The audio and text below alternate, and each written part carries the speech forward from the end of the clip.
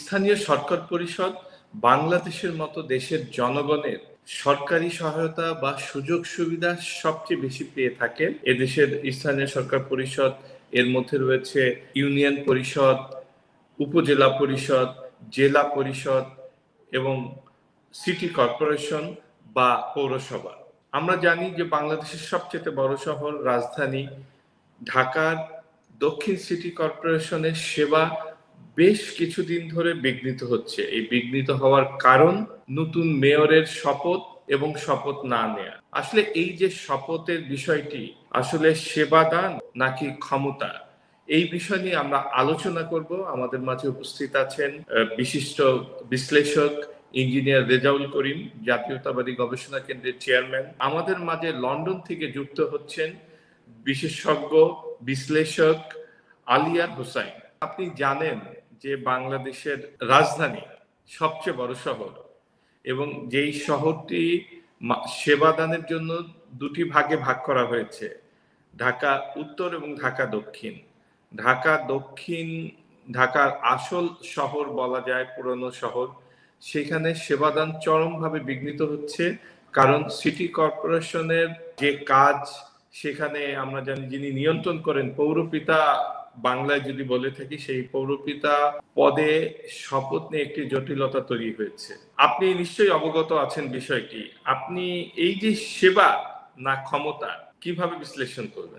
ধন্যবাদ রাজীব ভাই, আজকে আমাকে এই অনুষ্ঠানে আমন্ত্রণ জানানোর জন্য এবং দর্শকদেরকেও আমি আন্তরিকভাবে ধন্যবাদ জানাচ্ছি আমার এই অনুষ্ঠান দেখার জন্য। তো অবশ্যই এটা আমাদের একটা জটিল বিষয় সৃষ্টি হয়েছে। আর বাংলাদেশে আসলে অগাস্টের পরে তো একটা নিউ ফেনোমেনা আমরা সবাই এক্সপেরিয়েন্স করছি আর কি, একটা ডিফারেন্ট পয়েন্ট অফ ভিউ থেকে। এবং এই ক্ষেত্রে অনেক কিছুই কিন্তু ট্রেডিশনাল ওয়েতে যাচ্ছে না, বা আমরা যেভাবে ট্রেডিশনাল ওয়েতে চিন্তা করছি বা করতাম, সেখানে হয় একটা নতুনত্ব আসছে বা নিউ পার্সপেক্টিভ সৃষ্টি হয়েছে।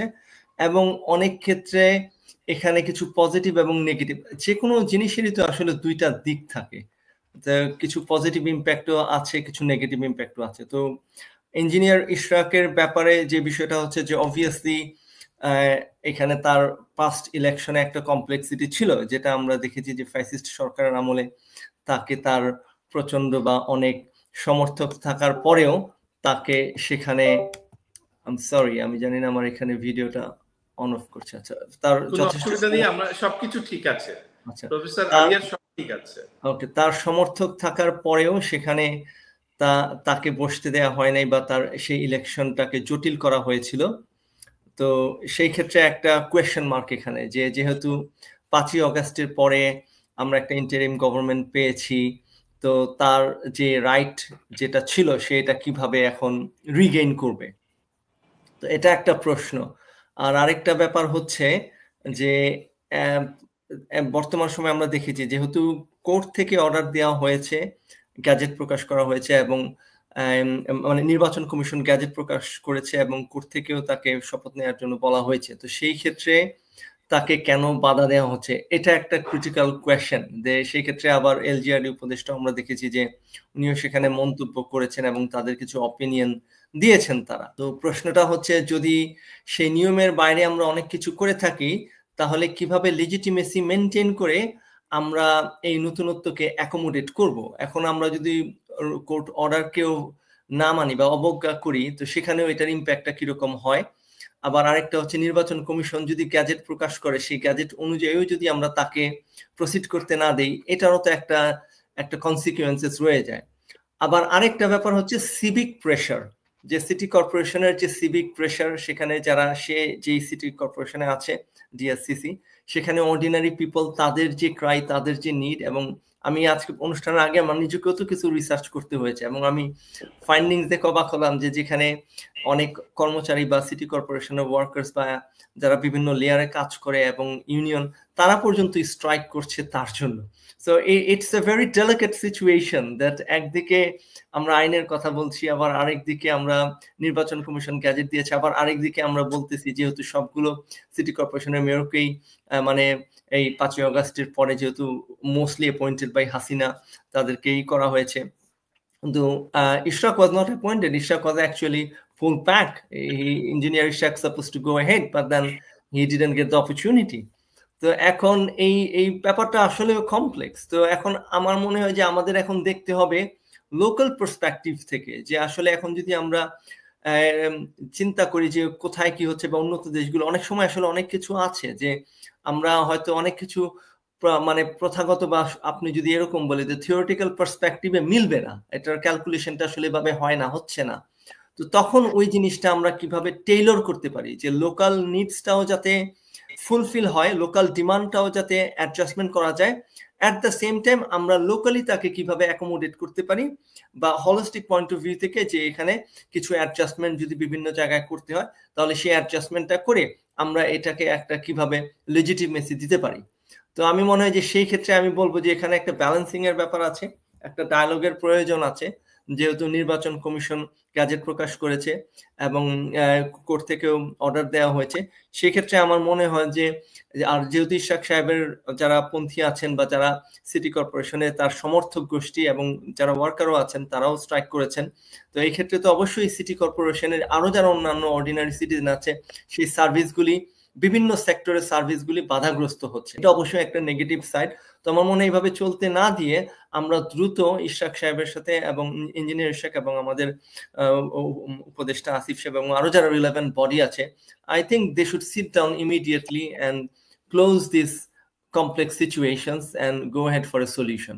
ইঞ্জিনিয়ার রেজাউল করিম, আপনি শুনছিলেন আলিয়া হোসেন যা বলছিলেন, আরো যদি একটু যুক্ত করে আপনার কাছে জানতে চাই যে এই যে অচল অবস্থাটা, আপনি জাতীয়তাবাদী রাজনীতির সঙ্গে সরাসরি যুক্ত, ইঞ্জিনিয়ার ইশরাক হোসেন জাতীয়তাবাদী দল থেকে নির্বাচন, শপথ হচ্ছে না, কিন্তু অনেকে বলছেন যে এটা জোর করেই সিটি কর্পোরেশন দখল করে তিনি এই পদে বসতে চাচ্ছেন, কি বলবেন আপনি?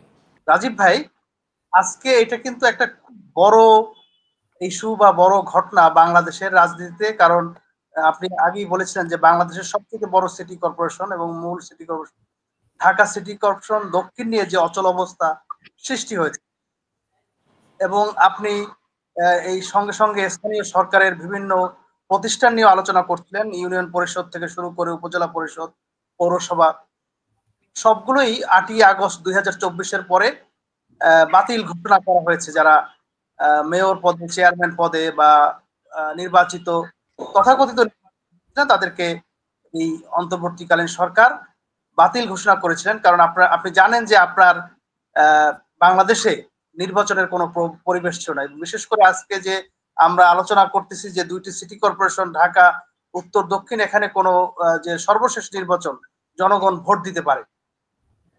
এখন কথা হচ্ছে যে পরবর্তী পরিস্থিতিতে আপনার দেখা গেল যে প্রথমে চিটাগাং এর চট্টগ্রাম সিটি কর্পোরেশনের মেয়র হিসাবে আপনার আদালতের রায় পেলেন জনাব ডাক্তার শাহাদ হোসেন সাহেব, এবং একইভাবে উনি কিন্তু শপথ গ্রহণ করলেন এবং সিটি কর্পোরেশন মেয়র হিসেবে উনি দায়িত্ব পালন করছেন।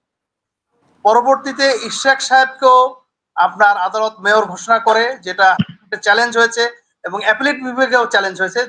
সব জায়গাতেই ওনার এই অধস্তন কোর্টের রায়টি বহাল রয়েছে, এবং সুপ্রিম কোর্টের রায় হচ্ছে যে আপনার ইশরাক সাহেবকে শপথ পড়াতে কোনো আইনগত বাধা নেই।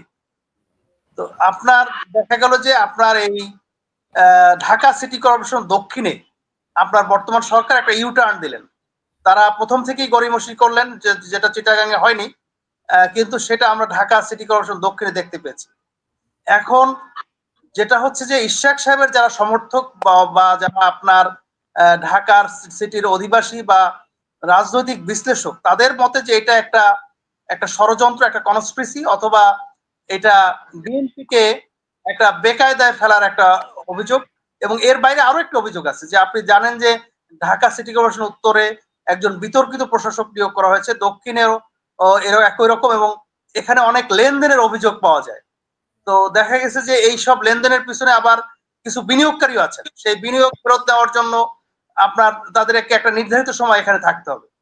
আজকে বর্তমান সরকার যদি চান যে আইনগতভাবে যদি চান যে আপনার ইশরাক সাহেব শপথ নিতে পারবেন না বা মেয়র থাকতে পারবেন না, তাহলে তো তাদেরকে আইনগতভাবে আগাতে হবে। কারণ আপনার যেখানে হাইকোর্ট, সুপ্রিম কোর্টে আপনার এটা নিয়ে রুলিং রয়েছে, সেখানে তারা এই যে শপথ প্রদান করতেছেন না, এটা তো আইনকে বৃদ্ধাঙ্গুলি দেখানো। তাদের যদি কোনো সমস্যা থাকে সেটা তারা কোর্টে যাবেন, কোর্ট রায় দেবে, এবং সেটা যদি ইশরাক সাহেবও আইনের ব্যত্যয় ঘটে তার বিরুদ্ধে আইনানুগ ব্যবস্থা নেবে। কিন্তু আজকে যে এই অচলচ অবস্থার সৃষ্টি হয়েছে, আমি পুরোপুরি মনে করি যে এটা আপনার বর্তমান সরকারের একটা শুধু ব্যর্থতা না, এটা বর্তমান সরকারের এটা এই দায় দায়িত্ব কোনোভাবেই এড়াতে পারে না। আপনি খেয়াল করেন যে ইউনিয়ন পরিষদ, উপজেলা পরিষদ, পৌরসভা এগুলো বাতিল করে আপনার বিভিন্ন জায়গায় বিভিন্ন প্রশাসক নিয়োগ করা হয়েছে। এরা যেমন ফর এক্সাম্পল উপজেলা পরিষদে উপজেলা নির্বাহী অফিসার দায়িত্ব পালন করছেন। ইউনিয়ন পরিষদে অনেক ক্ষেত্রে চেয়ারম্যানরা পালিয়ে গেছেন, আপনার সেই সরকারি কর্মচারী যে ইউনিয়ন পরিষদের সচিব তারা দায়িত্ব পালন করছেন। এইভাবে তো আপনার আসলে যে আপনার স্থানীয় সরকারের যে সেবা, এই সেবা আপনার চূড়ান্ত ভাবে বিঘ্নিত হচ্ছে। আপনি দেখেন পৌরসভাগুলোতে আপনার জেলা প্রশাসক মনোনীত লোকজন আপনার প্রশাসক হিসেবে দায়িত্ব পালন করছেন, কিন্তু জনগণ যে প্রকৃত সেবা এই স্থানীয় সরকারের সেই সেবা কিন্তু পাচ্ছে না। তাহলে আপনি এটা ফেয়ার এনাফ যে আপনার যখন এগুলো বাতিল করা হলো, এটা 1 মাস 2 মাস 3 মাস এই অচল অবস্থা থাকতে পারে, কিন্তু আজকে আপনি দেখেন 8ই আগস্ট থেকে আজকে জুলাই মাসের 21 তারিখ, জুন মাসের 21 তারিখ, এই 10 মাসেও আপনার এই সমাধান কেন করা গেল না? আরো একটা জিনিস আপনি খেয়াল করবেন, আজকে আমাদের এখানে সাবেক একজন সচিব স্থানীয় সরকার মন্ত্রণালয়ের উনি আলোচনায় অংশ নেবেন, আপনি ওনার কাছেও প্রশ্নটি করতে পারেন। আমাদের যে স্থানীয় সরকার উপদেষ্টা রয়েছে, ওনার এই মন্ত্রণালয় চালানোর কি কোনো অভিজ্ঞতা আছে, বা উনি কি এই মন্ত্রণালয় চালানোর কোনো যোগ্যতা রাখেন? আপনি ফর এক্সাম্পল আপনি পিএইচডি ডিগ্রি নেবেন, পিএইচডি ডিগ্রি নেওয়ার আগে কি আপনার এই এসএসসি ইন্টারমিডিয়েট বা ডিগ্রি অনার্স পাস করতে হবে না? তারপর না আপনি একটা পিএইচডির জন্য একটা প্রপোজাল দেবেন। রাষ্ট্রের সর্বোচ্চ পর্যায়ে আপনি বসে রয়েছেন, এখন আপনার সেই যোগ্যতা নাই। আপনার এতগুলো প্রতিষ্ঠান স্থানীয় সরকার মন্ত্রণালয়, আপনি খেয়াল করবেন স্বাধীনতার পর থেকে সবচাইতে যে অভিজ্ঞতা সম্পন্ন লোক তাকেই কিন্তু এই মন্ত্রণালয়ে বসানো হতো। আজকে আপনার এখানে এত উপদেষ্টা রয়েছে, আপনার এই জনাব আসিফ মাহমুদই কি আপনার এই স্থানীয় সরকারে তাকে দিতে হবে? আমরা দেখেছি যে এর আগে প্রয়াত উপদেষ্টা জনাব হাসান আরিফ সাহেব, উনি এই মন্ত্রণালয়ের দায়িত্ব পালন করতেন, হঠাৎ করে আপনার তাকে সরিয়ে দিয়ে মন্ত্রণালয় থেকে সরিয়ে দিয়ে আসিফ সাহেবকে দায়িত্ব দেওয়া হলো, এবং দায়িত্ব দেওয়ার পরে আপনারা জানেন যে বিভিন্ন ধরনের অভিযোগ রয়েছে। আপনার তার পিতাকে লাইসেন্স করে দেওয়া হয়েছে, যদিও উনি পরবর্তীতে ক্ষমা প্রার্থনা করেছেন এবং লাইসেন্স বাতিল করেছেন, ওনাকে অসংখ্য ধন্যবাদ। এবং ওনার পিএসপিওর মাধ্যমে কোটি কোটি টাকার দুর্নীতির অভিযোগ আমরা দেখতে পাচ্ছি। আজকে এই যে সিটি কর্পোরেশনের মেয়রকে শপথ পড়তে বাধা দেওয়া, এইটা কি এইসব এজেন্ডার অংশ কিনা? এটাও কিন্তু একটা জাতির প্রশ্ন হয়ে দাঁড়িয়েছে।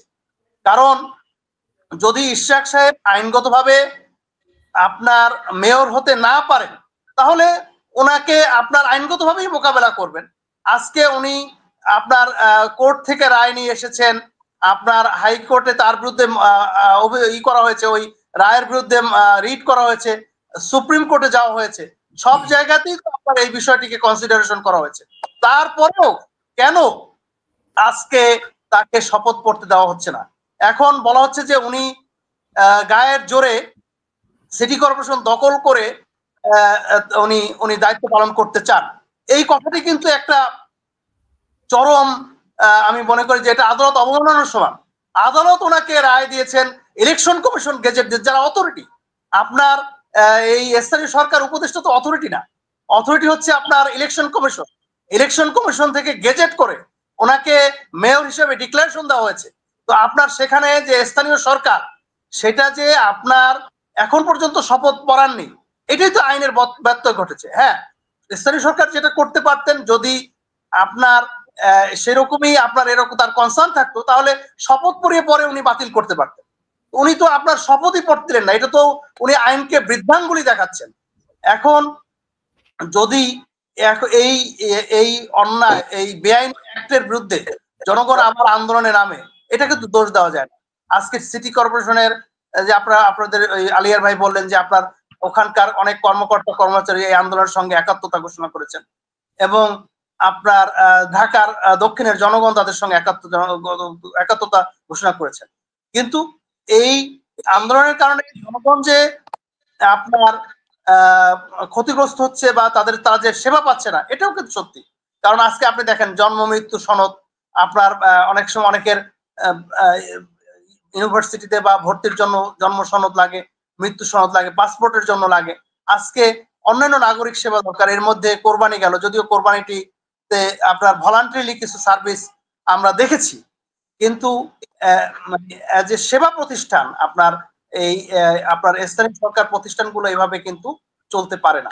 গত সপ্তাহে সরকারের যে বৈঠক ছিল উপদেষ্টাদের, সেই বৈঠকে বেশ কয়েকজন উপদেষ্টা সাংবাদিকদের জানিয়েছেন যে এই বিষয়ে সরকার কঠোর হবে। কিভাবে কঠোর হবে? আমি আসলে বিষয়টা এইভাবে দেখি না যে আপনার সরকার বিএনপির বিরুদ্ধে কঠোর হবে, বিএনপি সরকারের বিরুদ্ধে কঠোর হবে। এখন আমরা ধরেন এই যে দীর্ঘ 17 বছরের গণতান্ত্রিক আন্দোলনের পরে আমরা একটা অন্তর্বর্তীকালীন সরকার পেয়েছি, মোটা থেকে দুইটা উদ্দেশ্যে। এক নম্বর হচ্ছে যে আপনার এই যে সুশাসন, এবং 2 নম্বর হচ্ছে গণতন্ত্রায়ন। আজকে আপনার এই যে যারা অন্তর্বর্তীকালীন সরকারের উপদেষ্টা রয়েছেন, তারা যদি গায়ের জোরে কোনো কিছু করতে চান, বেআইনি ভাবে কোনো কিছু করতে চান, সেটা তো আপনার সুশাসনের জন্য হুমকি, গণতন্ত্রের জন্য হুমকি। আর গণতন্ত্রের জন্য কোনো গণতন্ত্রের উপর কোনো হুমকি বাংলাদেশের জনগণ গত আপনি 200 বছরের ইতিহাস দেখেন, তারা কিন্তু এটা বরদাস্ত করেনি। আপনার কঠোর ব্যবস্থা নেবে, কঠোর ব্যবস্থা আমরাও বলি যে আপনি কঠোর ব্যবস্থা নেন, আপনি আইনানুগ পথে চলেন।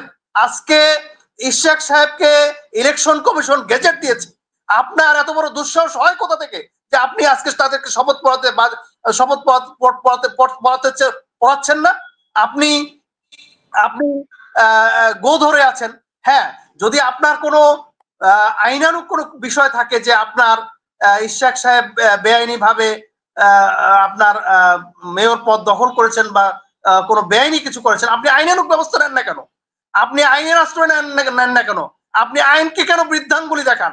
আজকে এই যে এতগুলো সিটি কর্পোরেশন, আজকে এতগুলো যে আপনার এই পৌরসভা এবং ইউনিয়ন পরিষদ, এইসব জায়গায় যেসব জায়গায় প্রশাসক নিয়োগ রয়েছে, এক একজন একাধিক দায়িত্ব পালন করছেন।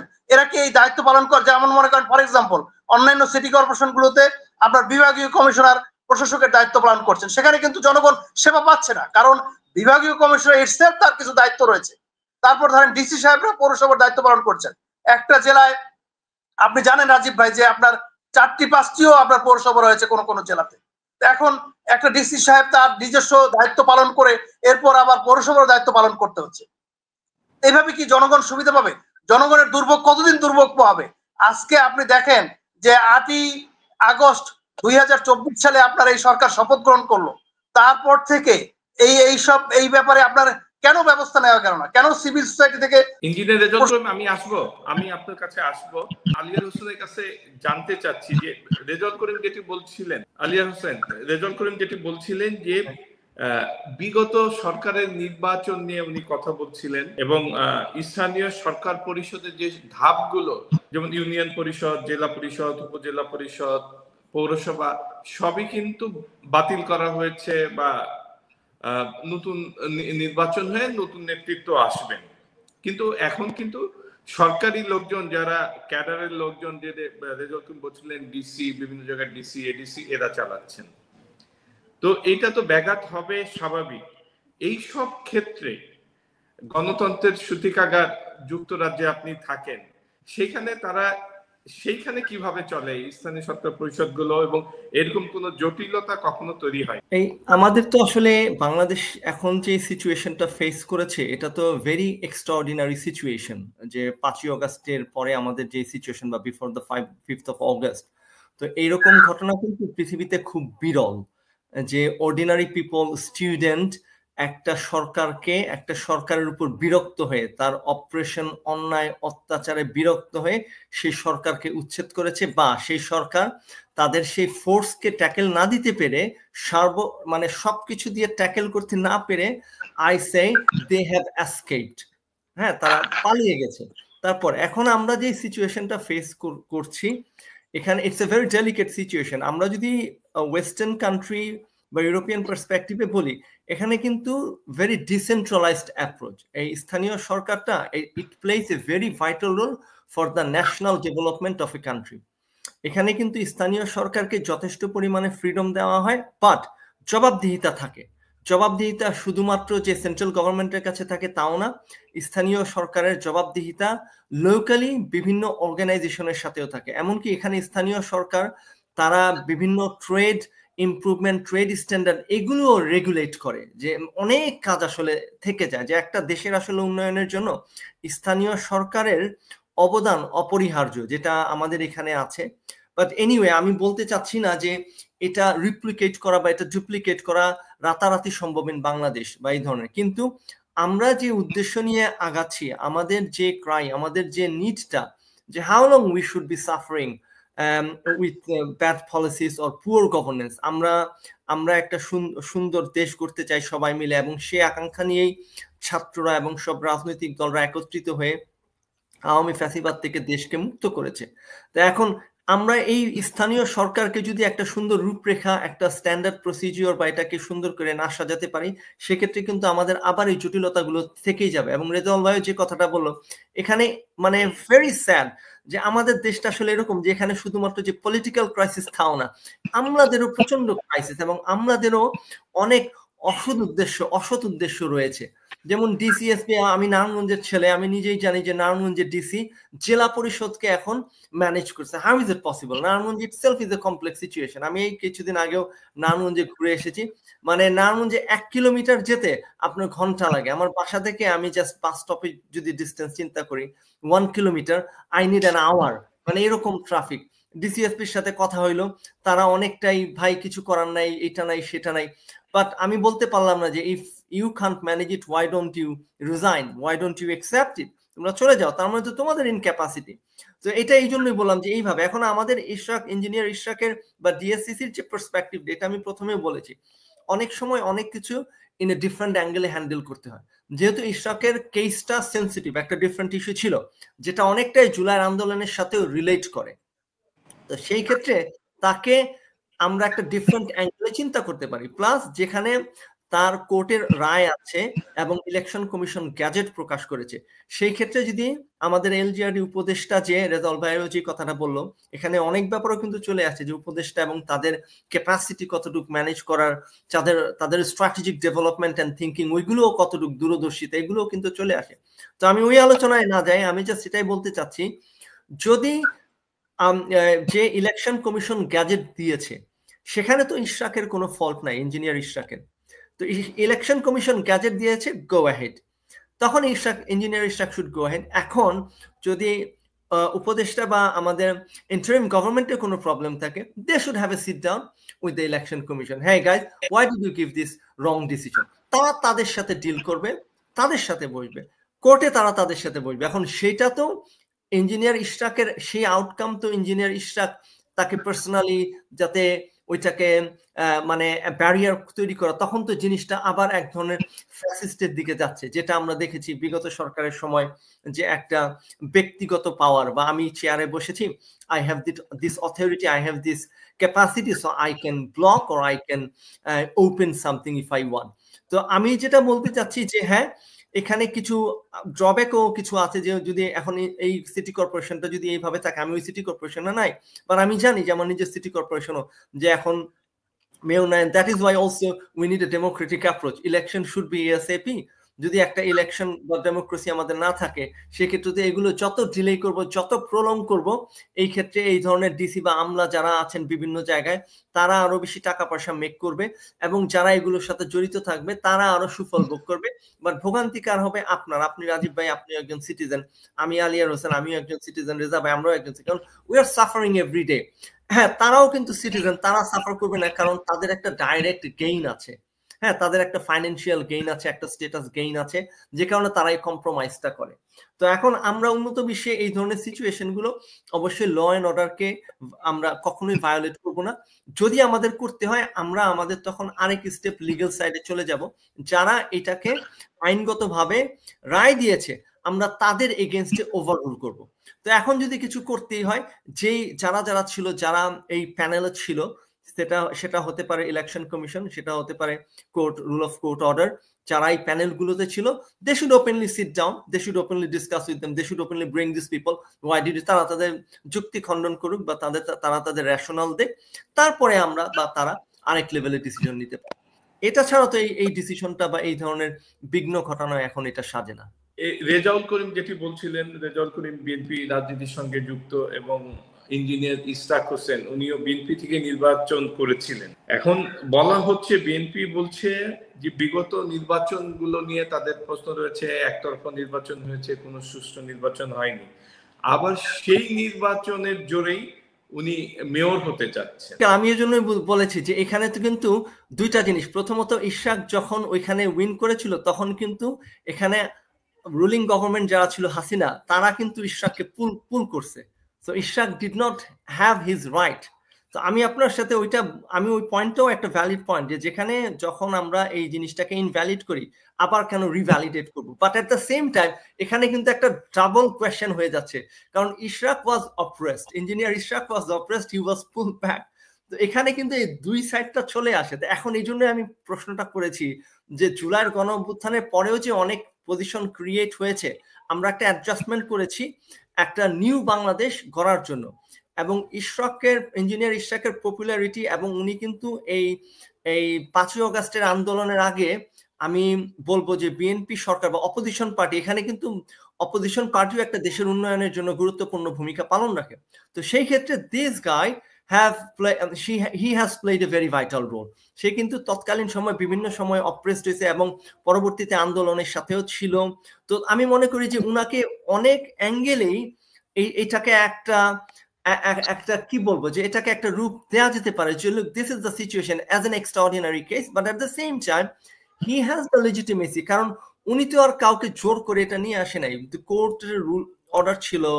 তারপর অবশ্যই এখানে অনেক মেকানিজম, অনেক ভ্যালিডেশন কোর্ট এবং নির্বাচন কমিশন দেখে বিচার বিশ্লেষণা করে, যেই এভিডেন্স আমার কাছে এখন নেই, হয়তো থাকলে probably that should come in the front line, that what are those justifications you guys have validated engineer Ishraq, এটা সবার সামনে তুলে ধরুক। প্রফেসর আলিয়ারও বলছিলেন এবং আমারও প্রশ্ন এটা, যে সবকিছুই তো বাতিল চাচ্ছেন বিগত ফ্যাসিস্ট সরকারের, আপনারা যেভাবে বলেন, যদি তারা ফ্যাসিস্ট হয়ে থাকে তাদের সবকিছু বাতিল চাচ্ছেন এবং অনেক কিছু বাতিলও করে দেওয়া হয়েছে, কিন্তু এই এক সিটি কর্পোরেশন নিয়ে এত তোড়জোড় কেন, এত জোরাজোরি কেন? আপনার এটাকে কিন্তু রাজীব ভাই আইনগতভাবে ডিল করতে হবে। আপনি জানেন যে বিএনপি একটা উদার গণতান্ত্রিক দল। হ্যাঁ, আপনার এই যে ফ্যাসিস্ট গভর্নমেন্টের আপনার 15 বছর এবং সামরিক শাসিত সামরিক ব্যাক আপনার কেয়ারটেকার গভর্নমেন্টের 2 বছর সহ 17 বছরে আপনার অনেক কিছু বেআইনি অ্যাক্টিভিটিস দেশের জনগণের বিরুদ্ধে, আপনার বিএনপির বিরুদ্ধে, বিএনপির নেতাদের বিরুদ্ধে হয়েছে। এবং বিএনপি কিন্তু সবসময় চেষ্টা করেছে এটাকে আইনগতভাবে মোকাবেলা করার জন্য। এবং এই নির্বাচনেও কিন্তু আপনার যে বেআইনি ভাবে ইশরাক সাহেবকে নির্বাচনে বিজয়ী ঘোষণা করা হয়নি, সেটার বিরুদ্ধে কিন্তু আপনার ইশরাক সাহেব সেই সময় নির্বাচনী ট্রাইব্যুনালে মামলা করেছে। সেই মামলার রায়ে কিন্তু উনি মেয়র ঘোষিত হয়েছেন এবং সেই রায়কে কিন্তু সরকারের কোনো সমর্থক বা সরকারের যারা লেসপেন্সার তারাই কিন্তু হাইকোর্টে এটাকে চ্যালেঞ্জ করে রিট করেছিল। সেই রিটও খারিজ করে দেওয়া হয়েছে। তারপরে সেই রিটের খারিজ করার বিরুদ্ধে সুপ্রিম কোর্টে আপিল করা হয়েছে। আপনি জানেন যে সেই আপিলেও ইশরাক সাহেবের পক্ষে রায় গিয়েছে। কাজেই এই বিষয়টা যে আপনার পূর্ববর্তী সরকারের জিনিসগুলো বাতিল করা হয়েছে সেটা আমরা কেন পুনর্বহাল চাই, বিষয়টা এরকম না। এটা হচ্ছে যে যেমন ধরেন আপনার বিএনপির অনেক নেতাদের বিরুদ্ধে অনেক মামলা হয়েছে, সেই রায়গুলো কিন্তু এখন বাতিল হয়েছে, সেই রকম একটা বিষয়। আপনার এখানে তো ইশরাক সাহেব আপনি জানেন যে উনি ওনার কিন্তু আরেকটা পরিচয়, উনি জনগণের মেয়র। কারণ আপনার যখন ওনাকে মেয়র ঘোষণা করা হয়নি, জনগণ ওনাকে বলছে উনি জনগণের মেয়র। আজকে এই জনগণের মেয়র যখন ইলেকশন কমিশনের গেজেট নোটিফিকেশন নিয়ে মেয়রের দায়িত্ব পালন করতে চাচ্ছেন, তখন কি স্বার্থে, কোন স্বার্থে আপনার তাকে বাধা দেওয়া হয়েছে সেটা কিন্তু পরিষ্কার না। আপনি হয়তো নিশ্চয়ই জানেন যে আপনার আইন উপদেষ্টা আসিফ নজরুল সাহেব একটা সাক্ষাৎকারে বলেছিলেন যে আপনার এই নির্বাচন কমিশন তার মতামত চেয়েছে গেজেট নোটিফিকেশনের পরে, এবং এই ব্যাপারে আইন মন্ত্রণালয়ের কোনো কিছু করা নেই। আপনার দেখা যাচ্ছে যে আপনার সরকারের বিভিন্ন জায়গা থেকে তাদের দায়িত্ব এড়ানোর একটা প্রতিযোগিতা চলছে। আপনার এটা কি আইন মন্ত্রণালয়ের দায়িত্ব না যে আপনার এটা আইনি না বেআইনি, যেহেতু এটা সরকারের একটা সিদ্ধান্ত বা সরকারের একটা অ্যাক্ট, এই অ্যাক্টটা কি আইনগত ভাবে হচ্ছে কিনা সেটাকে উনি দেখবেন না? এটা কেমন ধরনের কথা? যদি বিএনপি বেআইনি ভাবে কোনো কিছু করে থাকে বা ইশাক সাহেব যদি বেআইনি ভাবে কিছু করেন, তার বিরুদ্ধে আইনানুগ ব্যবস্থা নেন। তার বিরুদ্ধে আপনি কোনো আইনগত ব্যবস্থা নিতে পারছেন না, মানেই হচ্ছে যে আপনি গায়ের জোরে একটা জিনিসকে এস্টাবলিশ করতে চাচ্ছেন, এবং এটা কিন্তু জনগণ এটা বরদাস্ত করবে না। কারণ জনগণ এত রক্ত দিয়েছে, এত আন্দোলন করেছে, এত সংগ্রাম করেছে আবার একটি ফ্যাসিস্টকে ক্ষমতায় বসানোর জন্য না। আমার এই যে নোবেল বিজয়ী ডক্টর ইউনূস সাহেবের প্রতি অনেক শ্রদ্ধা, অনেক বিশ্বাস এবং অনেক আস্থা রয়েছে। আমি মনে করি যে, আশা করি যে উনি খুবই দ্রুত সময়ের মধ্যে আপনার এই জনগণের যে আশাকাঙ্ক্ষা আইনের শাসনের প্রতিষ্ঠা, আপনার জনগণের শাসন, সুশাসন এবং গণতন্ত্র, এই সব বিষয় দৃষ্টি রেখে উনি আইনানুগ ভাবে ব্যবস্থা নেবেন এবং ইশাক সাহেবকে শপথ করিয়ে ওনাকে দায়িত্ব পালন করার সুযোগ দিবেন। হ্যাঁ, আর যদি শপথ না করানো হয়, ঠিক যেইভাবে ঝুলিয়ে রাখা হয়েছে এইভাবে যদি ঝুলে থাকে বিষয়টা, হলে ওনাকে আইনানুগ ভাবে আসতে হবে যে কি কারণে, কোর্ট থেকে ভ্যালিডেশন নিয়ে আসতে হবে যে এই কারণে উনি তাকে শপথ পড়াচ্ছেন না, সেটা কোর্ট থেকে আপনার ভ্যালিডেশন লাগবে। ভ্যালিডেশন ছাড়া যদি উনি করেন, এটা কন্টেম্পট অফ কোর্ট, আমি একজন আইনজীবী হিসেবে বলতেছি, এটা আইনের ব্যত্যয় এবং আপনার এটা ওনারা করতে পারেন না। এবং এটা আপনার আপনার ভবিষ্যতেও এই ব্যাপারে আপনার মানে মানে সংক্ষুব্ধ ব্যক্তি কিন্তু আইনগত ব্যবস্থা নিতে পারেন। একই নির্বাচনে একজনকে শপথ পরিয়ে দায়িত্ব দেওয়া হচ্ছে, আরেকজনকে দেওয়া হচ্ছে না। সরকারের পক্ষ থেকে বলা হচ্ছে কঠোর হওয়া হবে এই সিদ্ধান্ত নিয়ে। এই যে যেটি রেজাউল করিম বলছিলেন যে ইঞ্জিনিয়ার ইশরাক এখন জনতার মেয়র, জনগণ তাকে নিয়ে বসাচ্ছে, জনগণকে তিনি নির্দেশনা দিচ্ছেন। অবশ্যই ভালো, কিছুটা হলেও জনগণ সেবা পাচ্ছেন তার এলাকায়। কিন্তু এইভাবে যদি চলতে থাকে, এটা মনে হয় কি না যে দীর্ঘ আন্দোলনের পর যে একটি মানুষ সুন্দর স্বাভাবিক অবস্থা চেয়েছিলেন, সেটা একটা ব্যাঘাত ঘটবে, আবার সেই অচল অবস্থা সার্বিকভাবে পড়বে। না, অবশ্যই এটা তো ক্লিয়ার যে আমরা আমাদের যে আকাঙ্ক্ষাটা ছিল, যে আকাঙ্ক্ষা থেকে আমরা একটা ফ্যাসিস্ট সরকারকে বিতাড়িত করেছি, তারপরে যদি আমরা সেই আগের মতো করে একটা যেখানে আমার ইচ্ছা বা স্বায়ত্তশাসিত চিন্তা ভাবনা যেটা লেজিটিমেসি নাই ওইভাবে আগাই, তাহলে তো এটা ওই পথে না হলে ওই দিকেই ধাবিত হবে। তা এখন এখানে আমি আরেকটা জিনিস বলতে চাচ্ছি যে আমরা যদি ইশরাক সাহেবকে নিয়ে, ইঞ্জিনিয়ার ইশরাককে নিয়ে আমাদের এত রিজার্ভেশন থাকে, সেক্ষেত্রে কিন্তু আমরা যদি অনেক উপদেষ্টা দেখি যাদের কিন্তু অনেক appointment, I have respect as well with আমাদের রেজাউল ভাই যেটা বললো, ইন্টারিম গভর্নমেন্ট এবং তাদের অনেকের উপরে আমার যথেষ্ট শ্রদ্ধা আস্থা আছে, কিন্তু তারপরে কিন্তু আমরা এটাকে ওভারলুক করতে পারবো না যে there are number of appointments of those advisers, যে আমরা যদি একটু বিচার বিশ্লেষণা করি, যেই কোটা আন্দোলন থেকে শুরু হয়েছিল যে আমি আপনাকে পছন্দ করি, আপনি আমার কাছের লোক, আপনার মোটামুটি একটু যোগ্যতা আছে এখানে আসার, আমি আপনাকে বসিয়ে দিলাম এখানে, আপনি লুক আফটার করেন। এখানে কিন্তু আমাদের নাম্বার অফ অ্যাডভাইজার কিন্তু আমরা মেনশন করতে পারবো এবং সবাই জানে যে তারা এখানে এইভাবে অ্যাপয়েন্টেড হয়েছে, যেটা আমাদের কোটা আন্দোলনের সাথে যায় না, যে any appointment should be on the basis of or on the judgment of talent, qualifications and experience। তো ওইটার যদি ট্রান্সপারেন্সি না থাকে তাহলে কিন্তু আমাদের এই জটিলতাগুলো আসেই। Perhaps that could be one of the reason যে আমাদের বর্তমানে ইঞ্জিনিয়ার ইশরাক এবং আরো কিছু কমপ্লেক্সিটি যেগুলো আমরা দেখছি বা এক্সপেরিয়েন্স করছি, সেটা হতে পারে যে বর্তমান উপদেষ্টা মন্ডলীর মধ্যে অনেকের হয়তো ওই লেভেলের এক্সপেরিয়েন্সটা নাই যে এই ম্যাথ লেভেলে, কারণ তারা তো আসলে আগে পরে ওইভাবে কাজ করেনি, তাদের উদ্দেশ্য চিন্তাধারা ভালো থাকতে পারে, বাট এই লেভেলে ম্যানেজ করার ক্যাপাসিটি তো তাদের ওইভাবে ছিল না। ঠিক একইভাবে আমি এটা বলবো না যে আমাদের আগের মন্ত্রী এমপিদের বা ভবিষ্যতে অনেক মন্ত্রী এমপিদেরও যে এরকম এক্সপিরিয়েন্স থাকবে সেটাও কিন্তু না, বাট এখানে কিন্তু আমাদের জনগণের একটা ব্যাপার চলে আসে যে আমরা আমরা যে কাউকে, যে আন্দোলনের কারণে আমরা, বা যে আন্দোলনের উদ্দেশ্য ছিল আমাদের হাসিনাকে পতন বা হাসিনাকে বিতাড়িত করা, যে আমরা একটা সুন্দর দেশ গড়ব, সঠিক লোক সঠিক জায়গায় বসবে, সেই পয়েন্টটা যেন আমরা মিস না করি। আমরা জনগণ যেন সবসময় ওই জায়গাতে প্রেস রাখি এবং প্রেস করি যে একটা সঠিক লোককে যেন আমরা চুজ করতে পারি for a right position, for right department. তো ইঞ্জিনিয়ার ইশরাকের ব্যাপারে আমি যেটা বলতে চাচ্ছিলাম, যে রেজাউল ভাই যেটা বললো, উইচ উই ক্যানট ডিনাই, যে he has lots of popularity, তার গ্রাসরুট লেভেলের কাজ, he is educated and he has suffered a lot. He is a very vocal person. He raised his voice when we all have gone through operation. আমি নিজেও voice raise করেছি London থেকে, বাংলাদেশ থেকে, এবং বিভিন্ন সময় অনেক থ্রেটও আমার কাছে এসেছে, হয়তো অফলাইনে অনেক কিছু বলতে পারবো, এবং রেকর্ডেও দেখা যাবে যে এই ফ্যাসিস্ট সরকারের আমলে দেশেও অনেক সময় কয়েক বছর দেশেও যেতে পারি নাই, দে আর মনিটরিং মি। তো এখন আমি যেটা বলতে চাচ্ছি সেটা হচ্ছে যে রেজা ভাইয়ের সাথে আমি ওই একাত্মতা ঘোষণা করছি ওই জায়গাতে, যে যদি লিগ্যাল প্রসিজিওরে, যেখানে একটা লিগ্যাল নোটিফিকেশন হয়েছে বা একটা এগ্রিমেন্ট হয়েছে, তো সেই ক্ষেত্রে আমরা এইটার এগেইনস্টে যাওয়াটা এটা ওয়াইজ না। এই ক্ষেত্রে আমাদের যেতে হলে, হ্যাঁ, if engineer Ishaq has violated any rules and regulations, that should be again dealt with on the basis of legal system. আর যেখানে কোর্ট অর্ডার করে দিয়েছে এবং যেখানে নির্বাচন কমিশন, আমি আবার রিপিট করছি, গ্যাজেট প্রকাশ করেছে, সেই ক্ষেত্রে তো আমাদের এইখানে তাকে ব্লক করার কোনো প্রয়োজনীয়তা আমি মনে করি না। এবং এট দ্য সেম টাইম তাকে ব্লক করা মানেই কিন্তু এই যে একটা লার্জ পপুলেশন ডিএসসিসি এবং এই যে একটা লার্জ সিস্টেম, এটাকেও আমরা ব্লক করছি। কারণ সে যত জনপ্রিয় হলেও কিন্তু সে একটা পজিশন পাওয়ার এক্সেস না করতে পারলে সে কিন্তু এই উন্নয়নের কাজগুলো, সে বা যে উন্নয়নের কাজগুলো করতে পারবে না।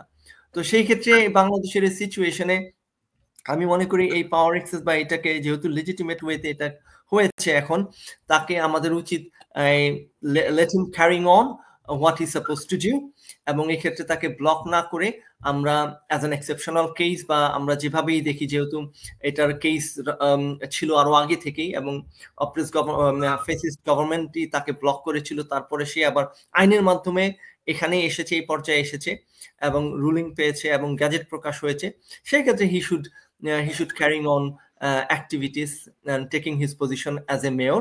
এবং আমাদের উচিত তার পরবর্তীতে অন্যান্য যে আইনের বিষয়গুলো আছে, সে ঠিক মতো তার মেয়রের দায়িত্ব পালন করলো কিনা বা করছে কিনা, ওইগুলো আমাদের আলোচ্য বিষয় বা দেখার বিষয়, শুধু তার ক্ষেত্রেই না, অন্যান্য জায়গাগুলোতেও। তাহলে আমরা একটা সুন্দর দেশ বা একটা সুন্দর সিটি ডেভেলপমেন্টের জন্য। ধন্যবাদ প্রফেসর ডক্টর আলিয়া হোসেন, আপনাকে অনেক অনেক ধন্যবাদ।